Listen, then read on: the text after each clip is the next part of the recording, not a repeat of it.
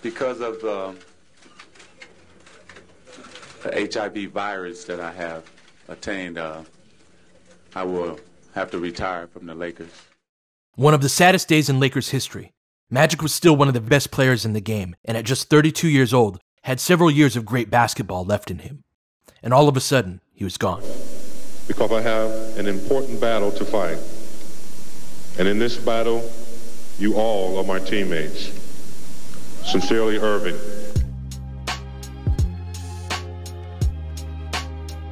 With Magic's retirement happening right after the season started, there wasn't much that Jerry West could do to retool the roster that year. The diminished Lakers went 43-39 in '92, losing 3-1 to Portland in the first round of the playoffs. So the '92 offseason was the first chance for Jerry West to pick up the pieces. He drafted Anthony Peeler, a strong shooting guard out of Missouri, with the 15th pick, and he was an important bench contributor to the mid-'90s teams that would follow. But it was an otherwise quiet offseason, and there was little hope going into '93. The Lakers went 39-43 that season, the first time they'd been under 500 in 18 years.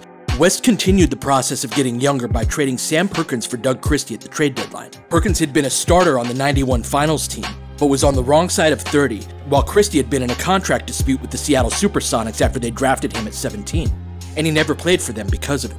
Christie's tenure in LA was short, and he's more well known as a Lakers rival, but trading Sam Perkins for him marked the beginning of West's rebuilding efforts. But this was a minor move for the future, not something that would improve the team that year. They actually went up 2-0 in their best-of-5 first-round matchup with the #1 seeded Suns, but Phoenix stormed back and won 3 straight to end the series.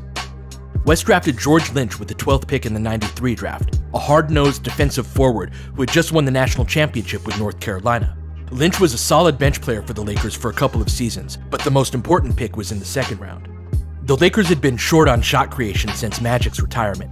They had traded for Sedale Threatt in the summer of '91 with the thought that he'd be Magic's backup and would alleviate some of his ball handling burden, but was thrust into the starting lineup with Magic's retirement. He covered that spot admirably for a couple of seasons, but the Lakers needed more.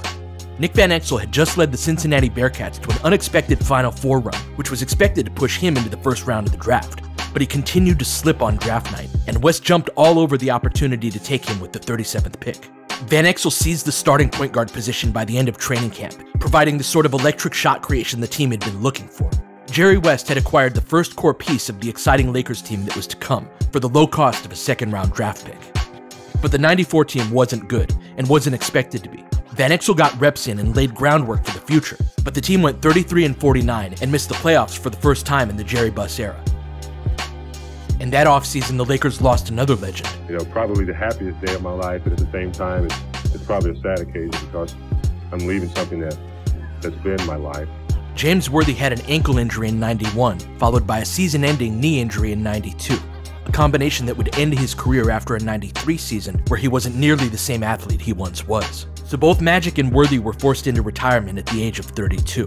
What was left was the Lakers roster without all-stars or high draft picks, and it looked like a long rebuild was ahead. With the retirement of James Worthy, a great era and Lakers basketball has passed. The summer of '94 was an important one for the Lakers, and a springboard to the legendary summer of '96. West drafted Eddie Jones with the 10th pick in the '94 draft. He was a defensive-minded swingman who could hit the three and get out in transition, a perfect complement to Van Exel. All of a sudden, the Lakers had their starting backcourt. But perhaps the most consequential move that West made that offseason was acquiring Cedric Ceballos. Ceballos had emerged in Phoenix the season before, averaging 19 points a game, but was caught in a numbers game with some other talented forwards. Ceballos gave the Lakers a go-to scorer, and he made his only All-Star game in '95 while averaging 22 a game. All of a sudden, the Lakers were young, exciting, and most importantly, in the playoffs. Between Van Exel, Eddie, and Ceballos, West added 3 future All-Stars with the 37th pick, the 10th pick, and a future first in '95. He also hired Del Harris to take over for Randy Fund. The Lakers built on their 48-win regular season with a first-round upset over the Sonics, who were led by notorious playoff choker George Karl, before losing a hard-fought series to the #1 seeded Spurs in the second round. The Lakers weren't back to contention, but they had avoided the long rebuild that looked like they'd be facing as a consequence of Magic and Worthy's sudden retirements. The '96 season was a strange one. On one hand, the team built on the previous season's success and won 53 games, with Ceballos again being the leading scorer, and 5 others averaging between 13 and 15 a game. That's the season when Magic returned after a nearly 5-year absence. He came back in January and was a good deal bigger than his younger days, so he played a lot of power forward as Van Exel ran point. But despite the team playing fairly well on the court, cracks began to show. Ceballos only played 12 minutes in a blowout Lakers win in late March, and responded by disappearing for a few days. First, he missed the flight for the upcoming road game and wouldn't return anyone's phone calls. The team went 4 days without hearing from him, and there were reports that he was hanging out with his family in Lake Havasu. The Lakers stripped him of his team captaincy when he came back, and he came off the bench for a little while as punishment. Again, it's not acceptable. It would be acceptable if we understood that there was some other problem here, but this was not acceptable. But that was far from the end of the drama that season. An increasingly frustrated Van Exel shoved a referee and earned a late suspension. Magic blasted Van Exel in the media, and then a couple of days later, he bumped a ref too.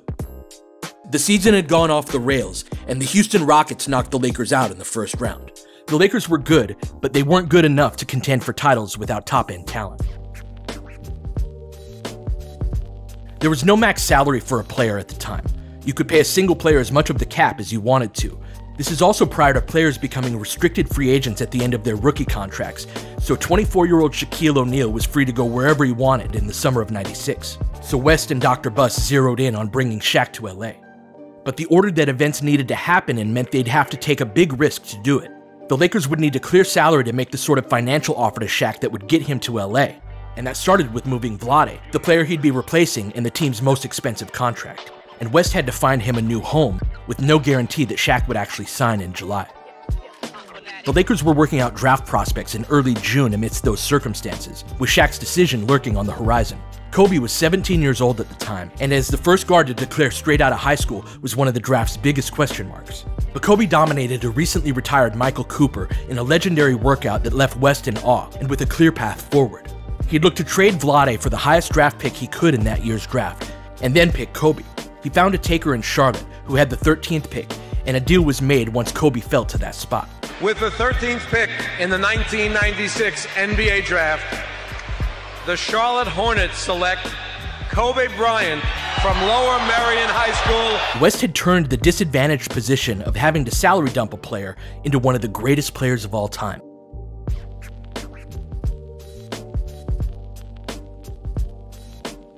And he also drafted a future starter and 5-time Lakers champion with the 24th pick. But Shaq was the key to the offseason, and Vlade was already gone. The reported plan B if the Lakers didn't get Shaq was them signing 2 bigs between Dale Davis, Antonio Davis, and Bison Dele. They were all good players, but complementary ones who would have put the Lakers right back in the position they were in before, as a good team, but not a title contender. So it was Shaq or bust, and on July 16, 1996, he signed a historic 7-year contract with the Lakers after a grueling and drawn-out negotiation. The Lakers had added the superstar they lacked since Magic's retirement, and had one on the horizon in Kobe. And with that came championship expectations. Shaq's addition fundamentally changed how the Lakers played. Vlade could play down low, but spent a lot of his time on the perimeter, at least for a big in that era. That allowed Ceballos to work the baseline for cuts and offensive rebounds, or in isolation in the mid-post. But then Shaq came in and it was an incomparable force around the rim. But suddenly Ceballos didn't have that same room to work with. And then 8 games into the season, Ceballos got hurt. And instead of waiting to see if they could make it work, West struck decisively when the opportunity presented itself. Robert Horry was supposed to be back in the Phoenix uniform tonight. Instead, he's LA bound. He traded Ceballos back to Phoenix in exchange for Robert Horry, who had just thrown a towel in Danny Ainge's face. Horry didn't have the offensive pop that Ceballos did, but he did know how to be a role player on a championship team, and was much better on the defensive end. But that was just another piece of a disjointed season. Shaq suffered a knee injury and missed 30 games. The Lakers still won 56 games in the regular season, and beat a young Portland team in the first round, but were easily dispatched by Utah in 5 games in the second. West added Rick Fox in the summer of '97. He had acquired Shaq, Kobe, Fish, Horry, and Rick Fox, the core of the three-peat team, all within 14 months. Shaq would only play 60 games, but the Lakers would win 61, just one shy of the most in the league. That led to their first appearance in the Western Conference Finals after decisively beating Portland in the first round and Seattle in the second, who were led by notorious playoff choker George Karl. But another beatdown at the hands of Utah was awaiting the Lakers in the conference finals. So demoralized was the team that in the pregame huddle for Game 4, with the Lakers down 3-0, instead of saying 1-2-3 Lakers, Nick Van Exel said 1-2-3 Cancun, clearly sending the message that he had given up on the series and had his mind on his upcoming vacation. And that's how Cancun permanently entered the NBA lexicon as the place where players go after they've been knocked out of the playoffs. Jerry West was not amused and shipped Van Exel off to Denver for peanuts in the summer of '98. The 1999 season was another strange one, defined by a prolonged lockout that led to the first games not being played until February, and a shortened 50-game regular season. That was just the beginning of a strange year for the Lakers. West tried to replace Van Exel with Derek Harper, who was a good two-way player and one of the best hand checkers in his day, but was now 37 years old and beginning what would be his last season in the league. The team was now much slower and missing the shot creation that Van Exel provided. West fired Del Harris after the team got off to a 6-6 start, and Kurt Rambis took over as the interim head coach. As that happened, West signed Dennis Rodman, and suddenly the Lakers were a very different team just a couple of weeks into the season. And it initially worked. The Lakers went on a 10-game winning streak right after changing coaches and signing Rodman, but they didn't even get through that winning streak without another massive change. 8 games into it, West traded Eddie and Eldon for all-star sharpshooter Glenn Rice, along with J.R. Reed and B.J. Armstrong. And that trade didn't work right away, at least not that season. They went 16-13 after the Rice trade, and got swept once again, this time by the Spurs in the second round. Nick, Eddie, and Sabalas were all gone, and the Lake Show era was over. But the team was on the verge of a breakthrough. There are 2 things that happened in the summer of '99 that solidified the upcoming Lakers dynasty. Kobe was ready to make the leap into superstar. He was already a tremendous defender, and now his offensive game was really starting to blossom. And then, of course, the hiring of Phil Jackson. Phil was the perfect fit for a talented team that was looking to get over the hump, and West signed 2 big guards in the summer of '99 to execute Phil's vision. Ron Harper and Brian Shaw brought size and consistency to the guard position, and all of a sudden the Lakers were big, physical, and great on defense. Leaning into positional size and defense was a game changer for the Lakers. For as much credit as the triangle offense gets, I think Phil's positive impact on the defense was even greater. The Lakers were suddenly the best defensive team in the league, which is a great thing to be when you have 3 all-stars on the other end, in Shaq, Kobe, and Rice. The result was one of the greatest regular seasons in Lakers and league history, a dominant 67-win campaign that kicked off a three-peat. Phil was the last piece that put the Lakers over the top, but it was Jerry West's work throughout the decade that took the Lakers from a desperate position in '93 to the precipice of a dynasty by the end of the decade. No one did more for the Los Angeles Lakers than Jerry West. He had a dominant playing career where he was an all-star every single season, All-NBA 12 times, and brought LA its first championship. He was also the team's head coach for 3 seasons, but didn't enjoy it, so he moved on to the front office instead. There, he was Bill Sharman's assistant GM while Showtime was being formed, and took over for Sharman after the '82 title, reshaping the team around an aging Kareem and bringing 3 more titles to LA. And all of that was before all the work he did to save the Lakers in the '90s, setting them up for the 5 titles that were to come over the next 10 years. Rest in peace to the great Jerry West. The Lakers should do much more to acknowledge his passing than they have.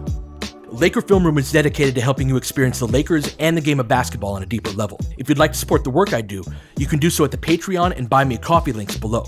And please join me on Playback, where I'll be calling Laker games this season and rewatching classic Laker games this summer. Alright, that'll do it for this one. I'll catch you guys next time.